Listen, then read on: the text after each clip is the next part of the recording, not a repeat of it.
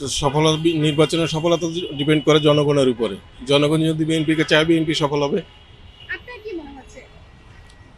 আপাত দৃষ্টিতে এখনো মানে 50-50।